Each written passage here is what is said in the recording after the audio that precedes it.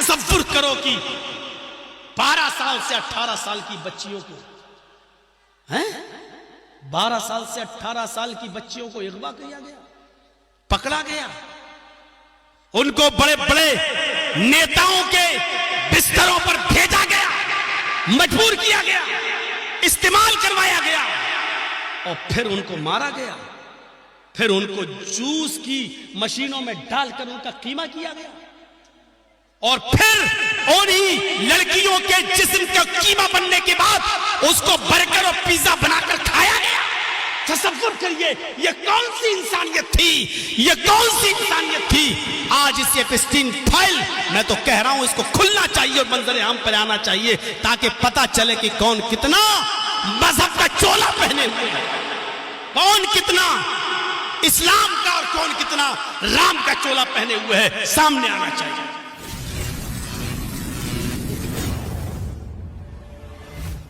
पूरे विश्व में और पूरी दुनिया में सबसे ज्यादा अगर किसी का नाम लिया जा रहा है तो जनाबी मोहम्मद रसूलुल्लाह सल्लल्लाहु अलैहि वसल्लम का। अब आप कहो कि नराशंस आया, मोहम्मद कहां आया, हम कैसे मान लें? तो आइए, तुम्हारा मुंह का जायका अच्छा करने के लिए हम तुम्हें वो दलील भी दे देते हैं जिसमें मोहम्मद भी आया है। मोहम्मद नाम वैसे ही आया है, अज्ञान हेतु किरत मोह मदांधिकारम नाशम विधायम हितदो दयते विवेका। भागवत पुराण स्कंद 12 अध्याय 2 मंत्र नंबर 16। क्या कहा गया? अज्ञान हेतु किरत, जिहालत को खत्म करने वाला, जिहालत को मिटाने वाला। अज्ञान किसको? ज्ञान मानी रोशनी, ज्ञान मानी इल्म और अज्ञान मानी अंधेरा, जिहालत, बेइल्मी। अज्ञान हेतु किरत मोह मदांधिकारम, मोहम्मद के आने के बाद ज्ञान चमकेगा, इल्म चमकेगा। मोहम्मदुर रसूलुल्लाह पर सबसे पहले आयत कौन सी उतरी? इक़रा बिस्मि रब्बिकल्लज़ी खलक़ खलक़ल इंसान मिन अलक़। मोहम्मदुर रसूलुल्लाह के आने के बाद ज्ञान चमका। पढ़ो इक़रा बिस्मि रब्बिकल्लज़ी खलक़, पढ़ो सर रब के नाम से जिसने पैदा किया। मुसलमानों अपने बच्चों को पढ़ाओ, अपने बच्चों को लिखाओ। अल्लाह ताला ने मोहम्मदुर रसूलुल्लाह पर सबसे पहले जो आयतें नाजिल की हैं वो नमाज की नहीं है, रोजे की नहीं है, हज की नहीं है, ज़कात की नहीं है, मामलात की नहीं है, हुकूक की नहीं है। सबसे पहले कुरान में जो आयतें नाजिल हो रही हैं वो इल्म से ताल्लुक रखती हैं, ज्ञान से ताल्लुक रखती हैं। क्या? इक़रा बिस्मि रब्बिकल्लज़ी खलक़, पढ़ो उस रब के नाम से जिसने पैदा किया। पढ़ो उस रब के नाम से। अज्ञान हेतु किरत, बहुत अंधेरा होगा, बहुत जिहालत होगी। मोह मदांधिकारम नाशम, उस जिहालत को, उस अंधेरे को नाश करने वाले मोहम्मद होंगे। मोह मदांधिकारम नाशम, मोहम्मद आएंगे अंधेरा नाश कर देंगे। मोह मदांधिकारम नाशम, मोहम्मद आएंगे अंधेरे को नाश कर देंगे, अंधेरे को मिटा देंगे। यानी मोहम्मदुर रसूलुल्लाह के आने से पहले अंधेरा होगा। कितना अंधेरा था मालूम है आपको? बेटा जाओ भाई जल्दी। हाय हाय हाय, क्या तुम लोग, आप लोगों को जब इतना उठना होता है तो फिर सामने बैठा मत करो। वो लोग सही है, देखो पीछे बैठे जा रहे हैं। अब देखो भाई, और जिसको उठना हो तो अभी उठ जाओ। तो मोहम्मद के आने के बाद अंधेरा नाश हो जाएगा, यानी मोहम्मदुर रसूलुल्लाह से पहले बहुत अंधेरा होगा। कितना अंधेरा था आप जरा अंदाजा लगाइए। अंधेरा, जिहालत, गुमराही। शराब इतनी पी जाती थी कि लोग शराब के नशे में धुत हो जाया करते थे। कभी कभी शराब के नशे में वो इतने मगन हो जाते थे। मुस्नद अहमद पढ़िए, मुवत्ता इमाम मालिक पढ़िए, दारमी पढ़िए, बैहकी पढ़िए, कभी इतने मुनहमिक हो जाते थे शराब के नशे में कि शराब पीकर वो भूल जाते थे कि मेरी बीवी कौन है और मेरी बेटी कौन है। कभी कभी बजाय बीवी के अपनी बेटी का हाथ पकड़ लिया करते थे, क्योंकि शराब अकल पर हमला करती है। सबसे पहले अकल को डिस्ट्रॉ करती है, बर्बाद करती है, अकल पर हमला करती है शराब। तो जब शराब आपने ज्यादा पी ली तो मिट गया फर्क, बहन कौन है, बेटी कौन है, माँ कौन है, बाप कौन है, नहीं। आप शराब के पी के फुल डोज में शराब पी के घर में आइए तो आप अपनी माँ को ही माँ की गाली देंगे।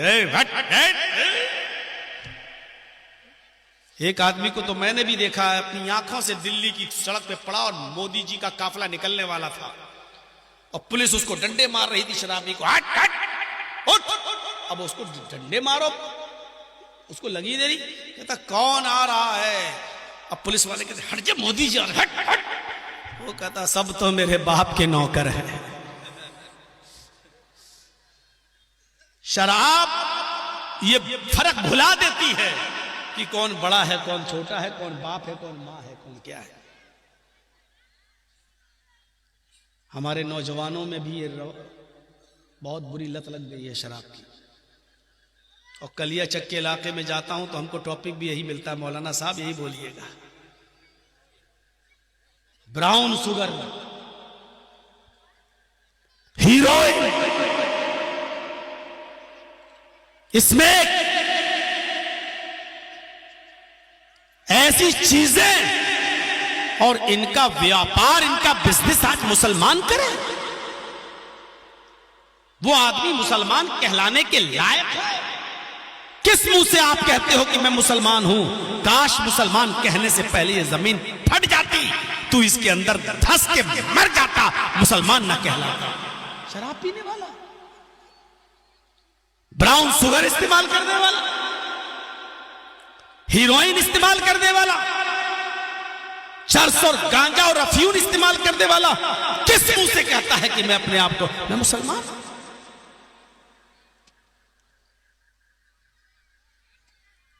अरब के अंदर बहुत जोरों से शराब पी जाती थी। उनके घर में जब बच्चा पैदा होता था तो बच्चे की हलक में मां अपना दूध नहीं डालती थी। हमारे यहां जब लेडीज कोई बच्चा पैदा करती, जमती, तो मधु, शहद उसको चढ़ा दिया जाता है ऐसे, या कोई मीठी चीज। लेकिन अरब के अंदर जब बच्चे पैदा होते थे तो उनके हलक में सबसे पहले ये शराब के ड्रॉप्स, शराब की बूंदें उसके मुंह में डाली जाती थी। और बाप गर्व करता था कि मैंने अपने बच्चे को शराब पिलाई, मेरा बच्चा खानदानी नाम रोशन करेगा, पूरे समाज का नाम रोशन करेगा। ये जिहालत थी। आप खाना खाते हो तो दस्तरखान पर पेप्सी और थम्स अप की बोतल रख लेते हो। गर्मियों में खाना खाते जाते हो और पेप्सी और थम्स अप भी पीते जाते हो। अरब की धरती पर खाना खाते वक्त शराब की बोतलें और शराब के डब्बे रख लिए जाते थे। वो खाना खाते थे और शराब पीते जाते थे। जुआ इतना खेला जाता था कि अरब की सरजमीन पर जुआ, रकम हार गए तो मकान लगा दिया, और मकान भी जब जुए में हार गए तो अपनी बीवी जुए में लगा दी, और बीवी पत्नी भी जब जुए में हार गए तो अपनी 16, 17, 18 साल की जवान बेटी भी जुए में लगा देते थे। और जब बेटी भी हार जाते थे तब कहते थे कि हम हार गए। उससे पहले अपनी हार मानने के लिए अरब के लोग तैयार नहीं थे। मोहम्मदुर रसूलुल्लाह के आने से पहले इतनी जिहालत थी, इतना अंधेरा था कि औरतें खाने काबा का तवाफ बिल्कुल नंगी और बरहना होकर किया करती थी। उनके जिस्म पर कोई कपड़ा नहीं होता था। कमा वलदत उम्मुहा, जैसे किसी माँ ने बच्चा पैदा किया हो, जैसे वो बच्चा बिल्कुल बरहना होता है, जैसे वो बच्चा बिल्कुल नंगा होता है, ऐसे ही औरतें, स्त्रियां, ये लेडीज बिल्कुल सारे कपड़े उतार कर खाने काबा का तवाफ किया करती थी। उनके जिस्म पर कपड़े का एक तार नहीं होता था, कपड़ा पहनकर उनको तवाफ करने की परमिशन नहीं थी। बिल्कुल अपने जिस्म के सारे कपड़े उतार कर वो तवाफ किया करती थी।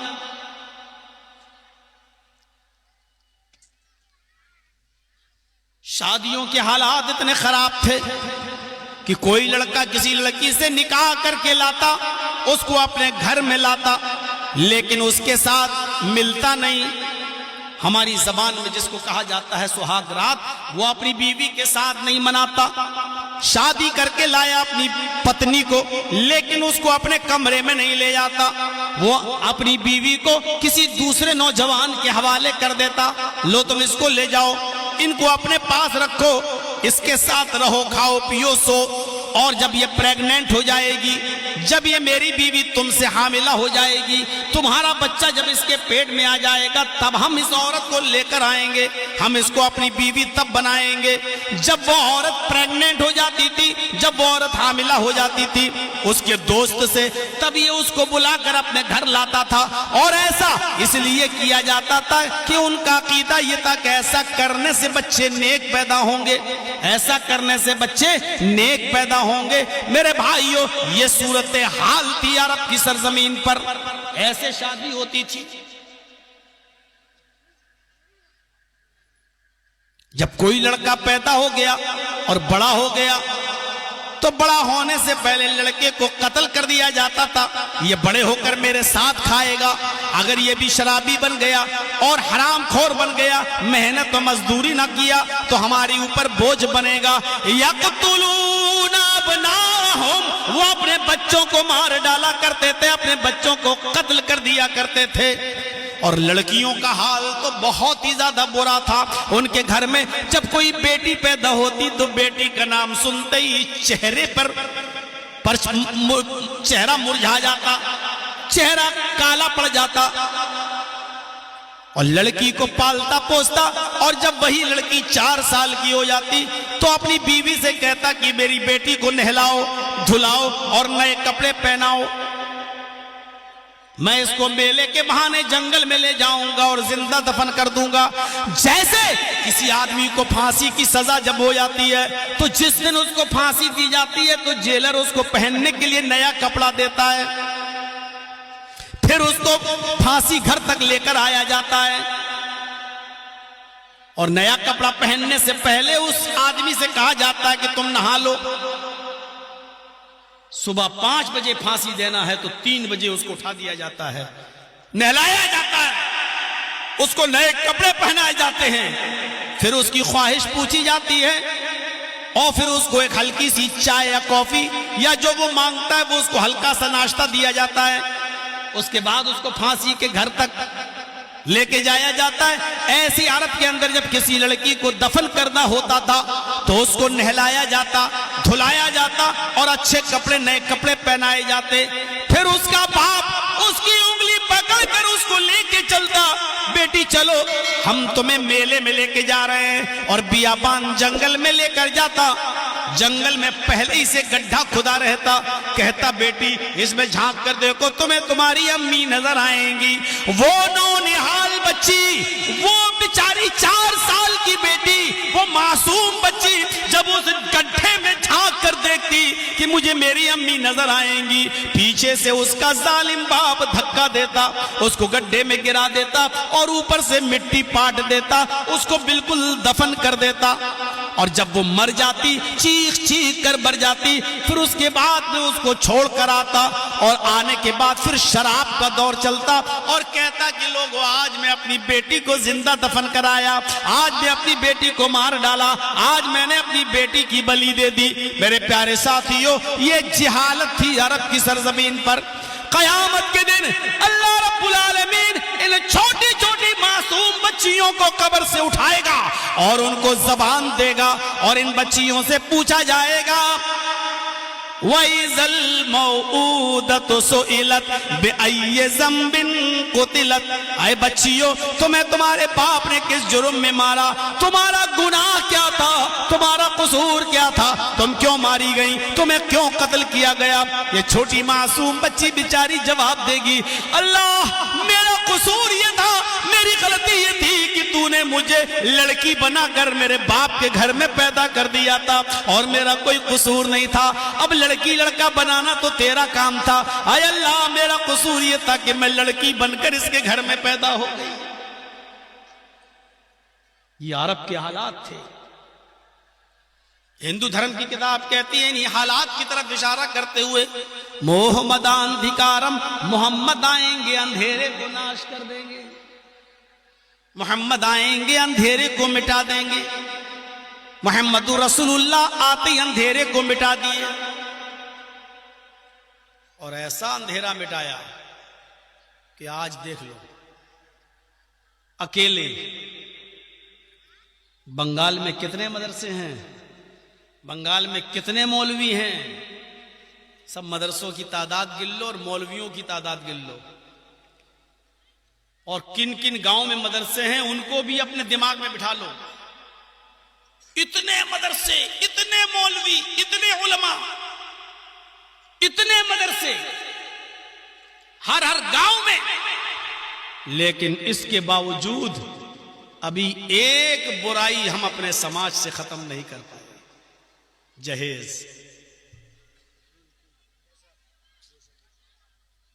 एक बुराई खत्म नहीं कर पाए, और बुराइयां छोड़ो, जहेज जैसी लानत हम खत्म नहीं कर पाए। इस बुराई ने ऐसी कमर पकड़ी कि अब मौलवी भी जहेज ले रहे हैं, और मौलवी भी बेचारा आवाज नहीं उठा रहा है। अगर जहेज के खिलाफ बोलेंगे तो कल मेरा बेटा शादी होने वाली है, अगर हम ज्यादा बोलेंगे तो मेरे बेटे को क्या मिलेगा।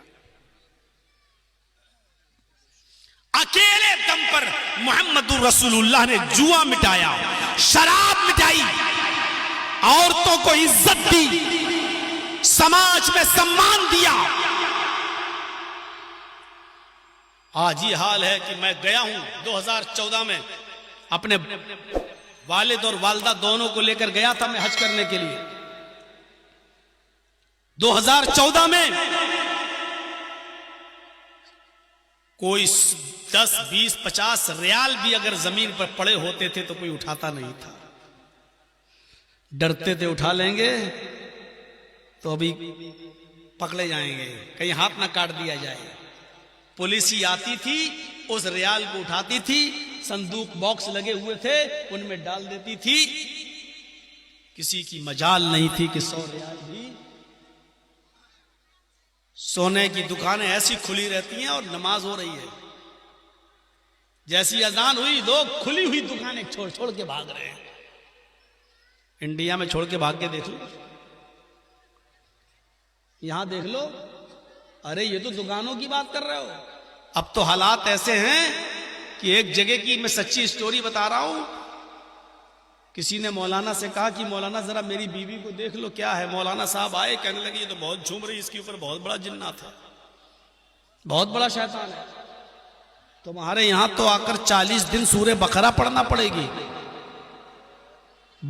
शौहर ने कहा भाई मैं तो ऑफिस जाता हूं, मैं तो ड्यूटी वाला आदमी हूं, मैं तो नहीं पढ़ पाऊंगा। मौलाना साहब ठेका ले लो, आप पढ़ दिया करना।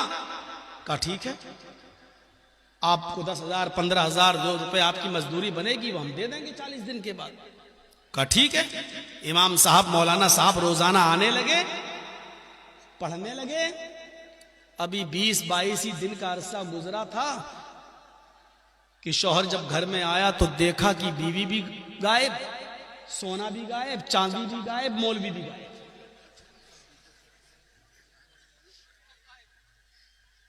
अब उसके ऊपर कोई जिन्नात था, सबसे बड़ा शैतान तो यही मौलवी उसके ऊपर सवार था। 20-22 दिन के बाद पता चला कि मौलवी भी गायब, बीवी भी गायब, और जितना बेचारा कमाया था सोना चांदी वो अलमारी से लेके वो भी भाग गया। मेरे भाइयों, शरीयत ने ऐसे ही नहीं कहा है पर्दा। अराई तल हमवा, एक औरत ने पूछा अल्लाह के रसूल क्या देवर से भी पर्दा करूं? आप बता रहे थे सबसे पर्दा, इनसे पर्दा, इनसे पर्दा, इनसे पर्दा, इनसे पर्दा। तो एक औरत ने पूछ लिया, अल्लाह के रसूल क्या देवर से भी पर्दा? एक ही फैमिली, ज्वाइंट फैमिली रहते हैं, होता है, इधर बड़ा भाई रहता है, इधर छोटा भाई रहता है, इधर उसकी बीवी रहती है, इधर इसकी बीवी रहती, तो क्या मैं देवर से भी पर्दा करूं? तो अल्लाह के नबी ने यह नहीं कहा कि देवर से पर्दा करो। अल्लाह के नबी ने कहा हम्बुल मौत, देवर तो भाभी के लिए मौत है। चाचा, आपको चाची की ज्यादा याद आ रही है लग रहा है मुझे, आप ज्यादा उठा बैठी कर रहे हैं।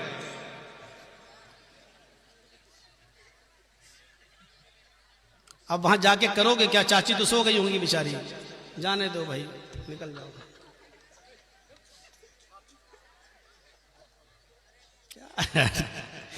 तो सुनिए मेरे भाइयों, अल्लाह के नबी सल्लल्लाहु अलैहि वसल्लम ने क्या फरमाया? अलहमुल मौत, देवर तो मौत। ये नहीं कहा नहीं नहीं देवर से भी पर्दा करो, कहा देवर तो मौत है। सोचो कितना खतरनाक जुमला कहा अल्लाह के रसूल ने। नबी की हिकमत हम लोग ना समझ पाए वो अलग बात है, लेकिन नबी ने कितना जबरदस्त जुमला कहा। और आज देवर ही भाभी को ला रहा है और छोड़ रहा है। जर्जीत साहब ऑफिस जा रहे हैं, छोटे भाई से कह दिया है भाभी को जरा घर छोड़ देना। ये हाल है। देवर भी अलहम में देवर भी शामिल है और अलहम के लफ्ज में बहनोई भी शामिल है। कोई साली भी अपने जीजा के सामने नहीं आ सकती है।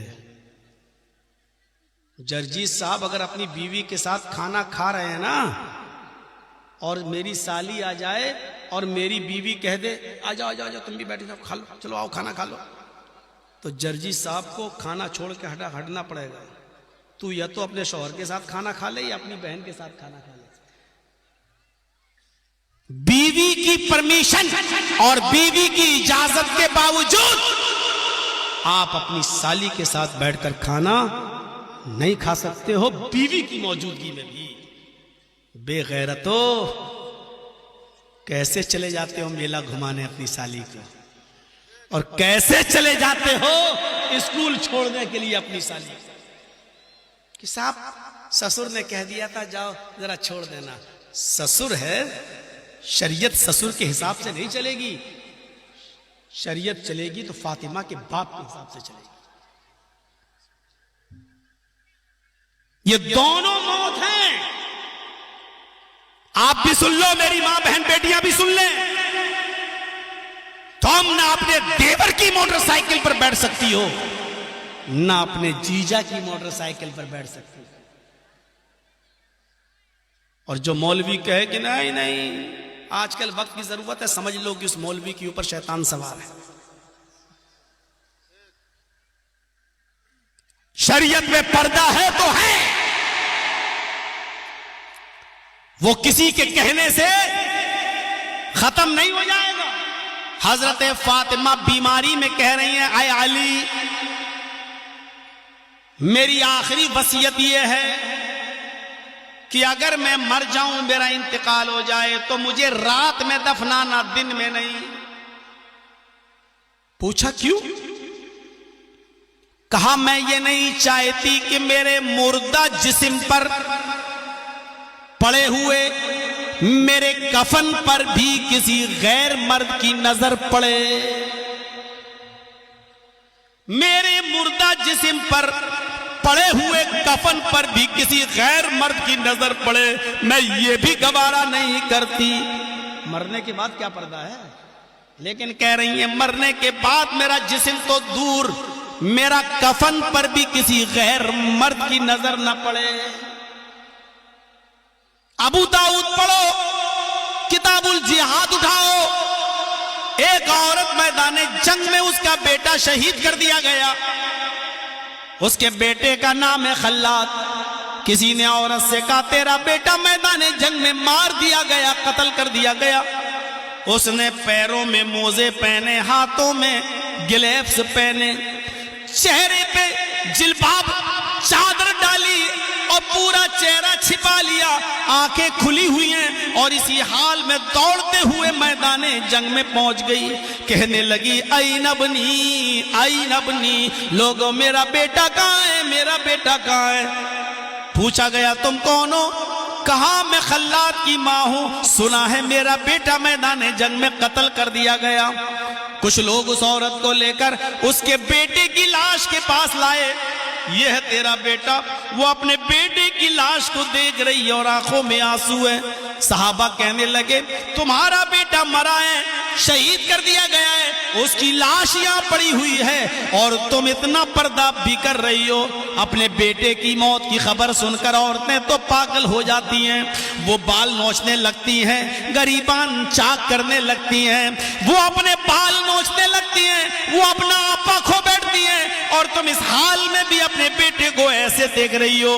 तुम्हारा चेहरा छिपा है, तुम्हारे गाल छिपे हैं, तुम्हारा हाथ छिपा है, तुम्हारा पैर छिपा है, इस हाल में भी तुम अपने बेटे को ऐसे देख रही हो। उसने कहा अय मोहम्मद के साथियों, तुम लोग यहाँ मौजूद हो, मैं चेहरा खोलकर अपने बेटे को कैसे देखूं? मरने के बाद अपने होंठों से अपने बेटे के गाल, उसकी पेशानी को कैसे चूमूं? तुम लोग यहाँ मौजूद हो, तुम लोग यहाँ मौजूद हो, मैं अपने बेटे को देखूं तो कैसे देखूं?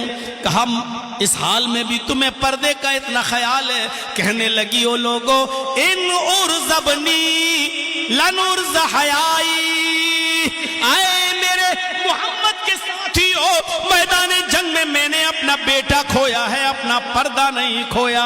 मैदान जंग में मैंने अपना बेटा खोया है, अपनी हया नहीं खोई, अपनी शर्म नहीं खोई। मैदान जंग में मेरे बेटे का जनाजा उठा, मेरी हया और मेरे पर्दे का जनाजा नहीं उठा।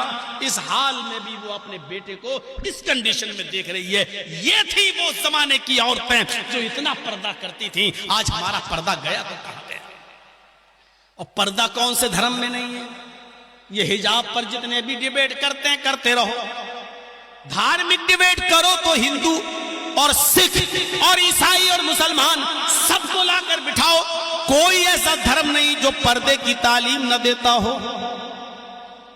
तुम तो मौजूदा दौर के जमाने से के हिसाब से बात करते हो, धर्म के हिसाब से बात करो तो दुनिया में कोई धर्म ऐसा नहीं जो पर्दे की तालीम न देता हो। हिंदू धर्म में तो इतना पर्दा है कि वाल्मीकि जी की रामायण पढ़ोगे तो आपको पता चलेगा कि जब रावण ने सीता का हरण किया और सीता को लेकर भागा तो सीता जी इतनी चालाक थी, कहीं अपनी चप्पल फेंक दी, कहीं अपने हाथ का कड़ा फेंक दिया, कहीं ओढ़नी फेंक दी, कहीं कुछ फेंक दिया, ताकि लोग जब आएं और देखें तो मेरा ये ड्रेस, मेरा कपड़ा, मेरी चप्पल देखकर इसी रास्ते पर आते चले जाएं और मुझे पालें।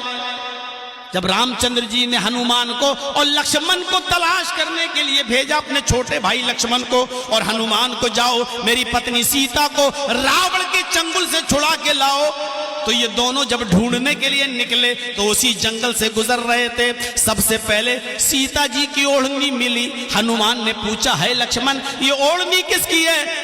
लक्ष्मण ने कहा ये मेरी भाभी ओढ़ा करती थी, चलो इसी रास्ते से लेकर गया। आगे बढ़े, चप्पल मिली, कहा ये चप्पल किसकी है? कहा ये भी मेरी भाभी पहना करती थी, मैं जानता हूं, चलो इसी रास्ते से लेकर गया। सारी चीजें लक्ष्मण ने पहचान ली। आगे बढ़ते गए, लास्ट में नाक में पहनने वाली नथुनी मिली, नाक में जो नथुनी पहनी जाती है वो नथुनी मिली। हनुमान ने वो नथुनी ली और कहा हाय लक्ष्मण ये नथुनी किसकी है? क्या ये भी तुम्हारी भाभी सीता की है? लक्ष्मण ने उस नथुनी को देखा, कहा ये नथुनी मैं नहीं पहचान पा रहा हूं, ये नथुनी किसकी है?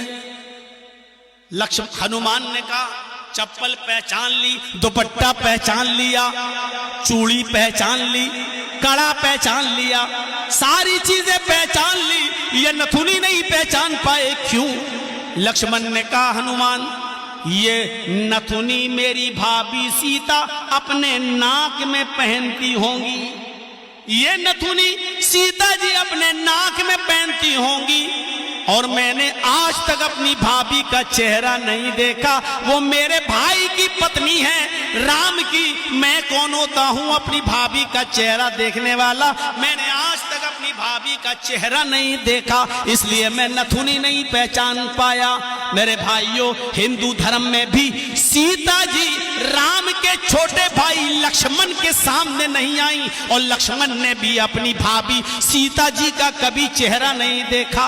ये अंजना ओम कश्यप और चित्रा त्रिपाठी जैसी औरतें जो मेरे ऊपर डिबेट करती हैं और मुझे लाइव चैनलों पर लाके रुस्वा करती हैं और कहती हैं ममता का दलाल है ये मौलवी, ये अपने चैनलों पर बोल रही हैं आधा आधा किलो क्रीम और मेकअप चुपड़ कर ये आती हैं और हिजाब और बुर्के और पर्दे पर डिबेट करती हैं। अरे धर्म के आधार पर डिबेट करो और अपने किसी पंडित से पूछो कि मौलवी जर्जीस ने जो ये पढ़ा है, ये बताया, ये तेरी किताब में लिखा है या नहीं लिखा है।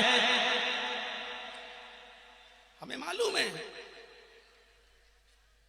एक लड़की हमारे पास बड़े बेहुदा कपड़े पहन के आई थी बंबई में सामने। मैंने कहा सिस्टर कपड़े थोड़ा सही पहना करो। कहती हो व्हाट इज प्रॉब्लम, इंग्लिश में ऐसे करके व्हाट इज प्रॉब्लम।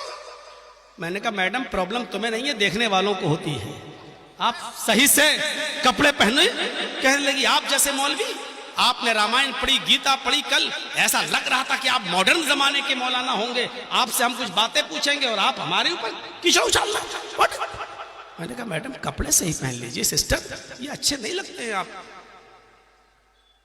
तो क्या मैं बुर्का ओढ़ लूं? मैंने कहा बेहतर तो यही है, नकाब ओढ़ के मैं तरक्की कर पाऊंगा, मुझे बहुत तरक्की करना है। मैंने कहा मैडम नकाब और बुर्का तरक्की की राह में रुकावट नहीं है, आप नकाब में भी तरक्की कर सकती हैं। नहीं मुझे तरक्की करना है। अरे वो मेरा दिमाग खा गई, कल्याण की रहने वाली थी। बताइए क्या मैं तरक्की कर पाऊंगी? मैंने भी गुस्से में आके कह दिया मैडम तुम बहुत तरक्की करोगी। मैंने आप बताइए, मैंने कहा मैंने कहा ना मैं बहुत तरक्की करोगी। दुनिया की औरतें 9 महीने में बच्चा पैदा करती है, तुम 3 महीने में पैदा करोगी, तुम बहुत तरक्की करोगी, तुम बहुत फास्ट भाग रही हो। बदतमीज, बड़ा बेहुदा मौलवी है। मैंने कहा तरक्की की बात कर रहा हूं, तरक्की तरक्की तरक्की चिल्ला रही हो। पर्दा तरक्की की राह में रुकावट नहीं है। आज भी पाकिस्तान की एक पायलट लेडीज है, औरत है, लड़की है, पैरों में मोजे पहनती, हाथों में ग्लव्स पहनती है। कराची टू रियाज उड़ान भरती है वो PIA की, चेहरा छिपाकर जहाज उड़ाती है वो आज भी है। सऊदी गवर्नमेंट पाकिस्तानी गवर्नमेंट से मांग रही है इस औरत को, इस लड़की को हमें दे दो, ये औरत हमारे लिए, हमारी सऊदी की औरतों के लिए इबरत बनेगी। पाकिस्तान की गवर्नमेंट ने कहा नहीं, ये औरत हमारे पाकिस्तानी औरतों के लिए भी इबरत बनेगी जो कहती है कि पर्दा नहीं, पर्दे में हम तरक्की नहीं कर पाएंगे। नहीं दिया, इसकी तनख्वाह बढ़ा दी लेकिन सऊदी गवर्नमेंट को नहीं दिया। पर्दा तरक्की की राह में रुकावट नहीं है। इतने खराब ड्रेस, आप गौर करेंगे सबसे खराब शहर है पूरी दुनिया का पेरिस। इंडिया का सबसे खराब शहर है गोवा। बंबई में भी इतनी बेहयाई नहीं मिलेगी जितनी गोवा में मिलेगी। इंडिया का सबसे ज्यादा बेहया शहर कौन सा है? गोवा। और पूरी दुनिया का सबसे ज्यादा बेहया शहर कौन सा है? पेरिस। इस पेरिस के अंदर लड़कियां बिल्कुल हाफ पैंटी पहनकर स्कूलों में जाती थी। उस स्कूल के अंदर एक 5वीं क्लास में पढ़ने वाली बच्ची, एक मुस्लिम बच्ची, वो शलवार कमीज और स्कार्फ, माए होती है स्कार्फ पहना देती, यहां से लेके ऐसे बांध देती थी चेहरा, इतना चेहरा खुला है, और बाल पूरे छिपा दिए, इस ड्रेस में पहनाकर उसको स्कूल भेजती थी। स्कूल की हेड मिस्ट्रेस क्रिश्चियन, ईसाई, उसने कहा कि ये ड्रेस यहां नहीं चलेगा, ये हज्जन बन के आ गई हो तुम, कल से ड्रेस पहन के आओगी तो स्कूल से निकाल दूंगी तुम। वो अपने घर गई और रो रही है। माँ ने पूछा बेटी क्यों रो रही हो? पूरी बात बताई। माँ ने कहा बेटी तुम कल यही ड्रेस पहन के जाना। माँ कैसी तरबियत करती थी। बेटी स्कूल से निकालेगी इसकी परवाह नहीं, लेकिन तुम यही ड्रेस पहनकर जाओ। और पूरा समझा दिया। ये लड़की फिर इसी ड्रेस में गई और इस ड्रेस में जाने के बाद जब हेड मिस्ट्रेस की बारी आई तो उसने कहा आज तुम फिर ये कपड़े पहन के आ गई हो, इधर आओ, हाथ फैलाओ। हाथ फैलाया और छड़ी से उसको मारना शुरू कर दिया। कई छड़ियां, बच्ची थी छोटी सी, कई छड़ियां जब उसके हाथ में मारी तो वह ऐसे हाथ को ऐसे करने लगी, कहने लगी मैम मेरी समझ में नहीं आता कि मैं किसकी बात मानूं और किसकी नहीं मानूं। मैम ने हाथ रोक लिया, कहा बेटी क्या मेरे अलावा भी स्कूल में कोई दूसरा हुक्म तुम्हें देता है? हेड मिस्ट्रेस मैं हूं। कहा मैम आप कहती हैं कि ऐसा कपड़ा पहन कर आओ जो सारी बच्चियां पहन के आती हैं, और मेरा अल्लाह कहता है ये गंदा ड्रेस है। बच्ची ने अपने हिसाब से समझाया जो माँ ने उसको सिखाया था। मेरा अल्लाह कहता है कि ये अच्छी औरतों की और अच्छी लड़कियों की पहचान नहीं है, ये गंदा ड्रेस है। मैं आपकी बात मानूं या अल्लाह की? दिल से जो आह निकलती है वो असर रखती है, पर नहीं ताकत परवाज